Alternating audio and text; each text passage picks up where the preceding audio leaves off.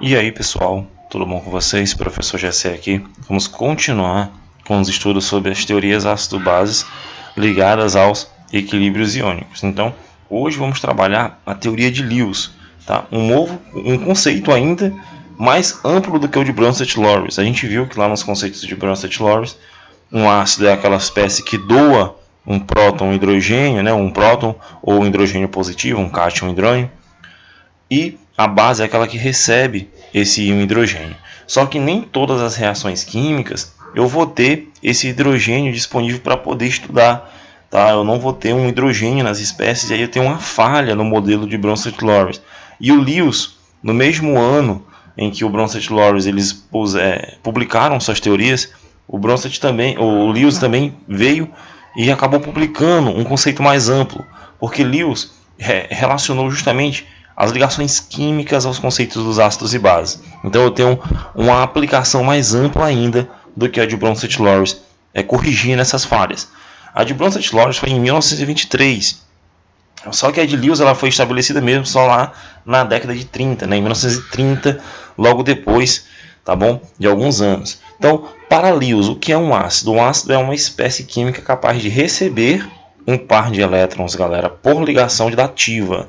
Tá? Ligação covalente dativa é quando você lá extrapola ali o octeto, tá bom? E aí você tem uma ligação dativa. Eu vou já explicar nos exemplos. E a base é toda espécie química capaz de doar um par de elétrons por meio de uma ligação dativa. Então o ácido recebe e a base doa. Já é um conceito um pouquinho diferente lá do de Bronsted-Lawrence. O de Bronsted, o ácido vai doar hidrogênio positivo e a base vai receber esse hidrogênio positivo. Aqui na de Lewis, o ácido recebe um par de elétrons, não tem nada com hidrogênio, e a base ela é aquela capaz de doar esse par de elétrons e formar uma ligação dativa. Eu tenho aqui o exemplo da HCl da água, tá? É bem simples, ó. Esse HCl, né, o hidrogênio, ele vai sofrer ionização e vai formar H+, lógico, né? O professor só disse que não tinha, mas nesse exemplo aqui a gente vai perceber isso. Então eu vou ter um ácido. Por que isso daqui vai ser meu ácido de Lewis? Porque o ácido ele vai receber um par de elétrons por meio da ligação dativa. Então, galera, tá? Esse hidrogênio aqui ele vai receber um par de elétrons por meio da ligação dativa. Esse hidrogênio vai se deslocar aqui desse cloro, justamente por causa da presença da água.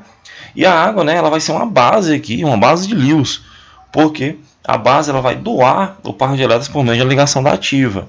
O que acontece? Eu tenho aqui a água ainda, né, ó, e eu tenho aqui a presença do meu H+, que saiu aqui do meu ácido. O que acontece, professor? Esse par de elétrons que sobra aqui, né, a água tem dois pares de elétrons desemparelhados, que é esse de cima e esse outro aqui, tá bom?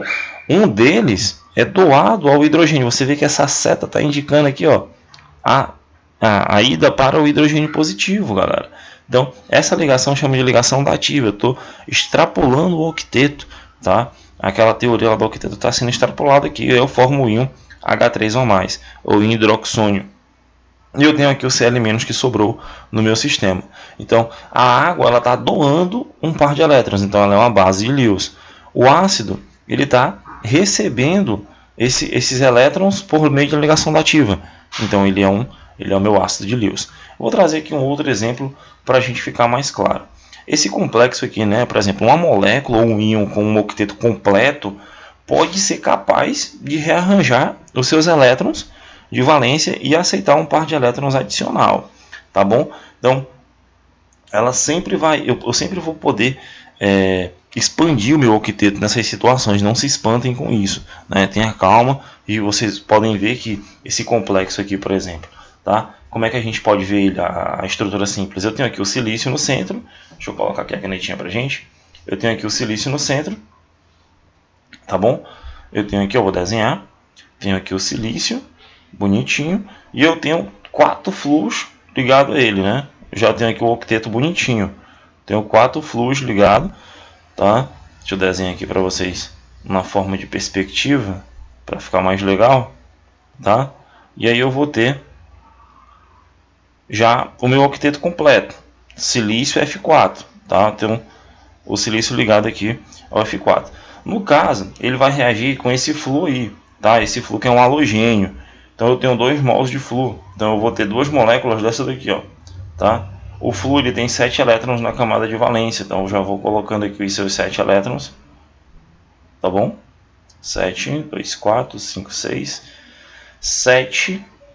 E ele vai ter 8. Por que ele vai ter 8 aqui, professor? Porque ele tem esse sinalzinho de menos, né? Ele forma um ânion, tá bom? Ele forma um ânionzinho. E eu tenho uma representação negativa aqui, no caso, tá? E aí ele forma esse complexo, galera. Normalmente quando eu tenho esses colchetezinhos aqui, eu tenho uma espécie chamada de complexo, né, aqui nos meus produtos. E isso daí vai formar esse sistema aqui, ó. O silício, ele já tem o seu octeto completo, né? Ele fez 4 ligações, ele é da família 14, se não me engano. Então ele já tem completo. O que acontece? Quando ele tem esse sistema reacional, né, o flúor é muito reativo, ele vai expandir o seu octeto e vai se ligar nesses 2 flúors a mais que aparecem aí, tá? Ele vai se ligar e formar essa estrutura plana aqui, ó. Isso é muito legal, tá? Esses 2 flúors, eles são possíveis de aparecer formando esse complexo final, né? Tem uma carga 2- aí porque apareceu 2 flúors, tá? Com cargas negativas, 2 cargas negativas. E aí eu tenho o meu complexo com essa carga 2- aqui no final. Então, esse tipo, né, de acidez de Lewis aqui é uma acidez de Lewis. É comum para os aletos, tá bom? De elementos mais pesados do bloco P, tá? Aqueles elementos mais pesados do bloco P. Então, eu tenho aqui a adição, né, dessa substância. Então, o que acontece? Eu tenho a formação desse complexo. Quando, né, 2 flúors eles são adicionados a esse sistema aqui, o silício F4, esse flúor, tá, ele vai ser uma base de Lewis, porque ele está sendo a doadora do par de elétrons. Eu tenho aqui um par de elétrons livres, né, que é esse hidrogênio, e vai ser adicionado aqui, galera, tá bom? Então, como ele está sendo a doadora e esse sistema aqui está sendo o receptor, então quem recebe é o ácido, quem doa é a base. Então, esse cara aqui que está recebendo... Por que eu sei que ele está recebendo, professor? Porque aqui no produto eu vi que eu ganhei 2 flúors a mais. Tá? Eu tinha 4 aqui, agora eu tenho 6. Então, ele está recebendo esses par de elétrons. Aqui são ligações dativas, né? 2 dessas ligações aqui são dativas, tá bom? Eu poderia até representar por uma setinha, tá? Tá expandindo aqui o octeto da molécula. Isso é comum nessa teoria de Lewis. Então, esse cara que está recebendo, ele é o ácido. E esse cara que está doando aqui, o flúor menos, é a base sem medo de errar. Tá? Um é o ácido de Lewis e o outro é uma base de Lewis. Existem outros sistemas, vários outros sistemas.